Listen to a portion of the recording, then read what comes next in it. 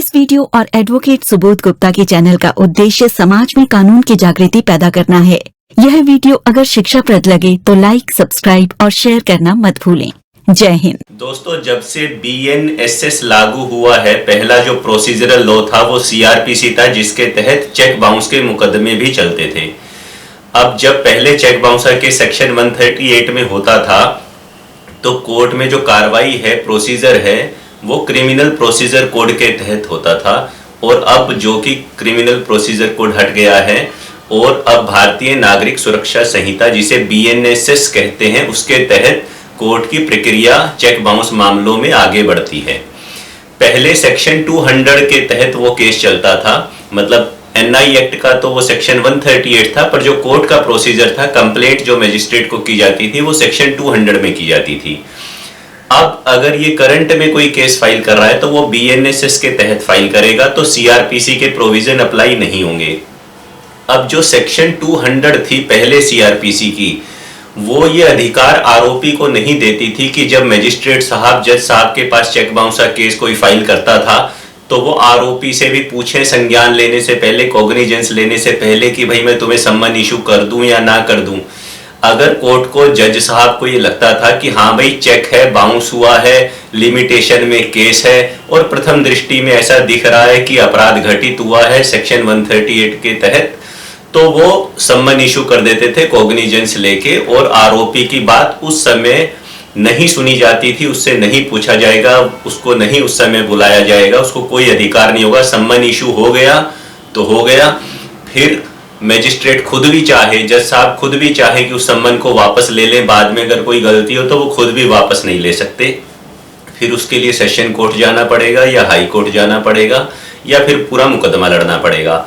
अब जो BNSS आया, इसमें जो कोरस्पोंडिंग सेक्शन है 200 के बदले, अब वो है सेक्शन 223, जिसमें कि जज साहब अब संज्ञान लेते हैं कंप्लेंट का। जो चेक बाउंसर केस आता है उसे क्रिमिनल कंप्लेंट कहा जाता है, उसमें कॉग्निजेंस लेते हैं।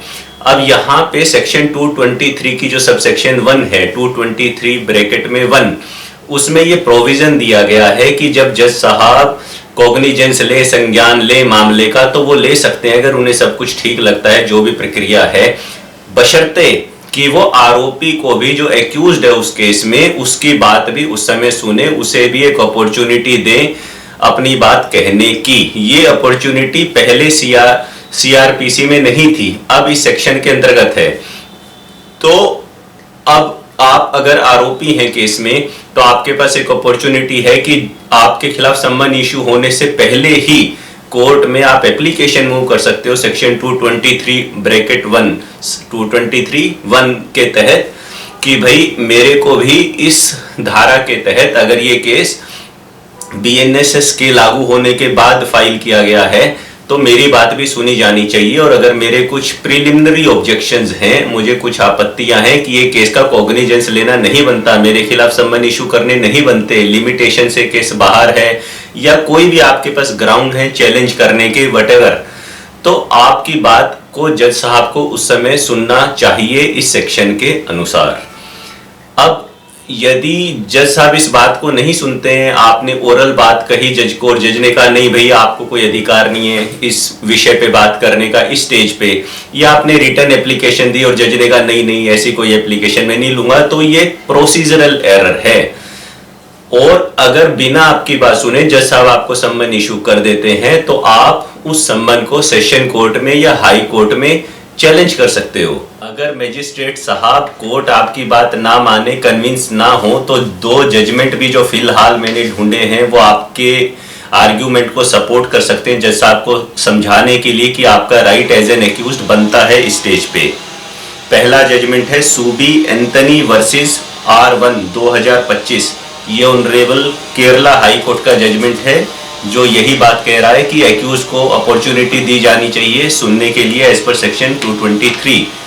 दूसरा जजमेंट है Basna Gouda BASNAGOUDA Basna Gouda R Patil versus Shivanandan S Patil 2024। ये ऑनरेबल कर्नाटका हाई कोर्ट का जजमेंट है, ये भी यही बात कह रहा है। और अभी ऑनरेबल सुप्रीम कोर्ट का ऐसा कोई जजमेंट इस बारे में अभी आया नहीं है, क्योंकि ये एक नया प्रोसीजरल लॉ है, धीरे धीरे लॉ डेवलप होता है। परंतु आरोपी की बात सुने बिना ही उसके खिलाफ सम्मन जारी कर देना एक किस्म से नेचुरल जस्टिस का वायलेशन करता है, फेयर ट्रायल का वायलेशन करता है और जो BNSS की सेक्शन 223 है उसका वायलेशन करता है। और यदि ऐसा कोर्ट करने जा रही है या कोर्ट ने कर दिया है तो आप इसको चैलेंज कर सकते हो।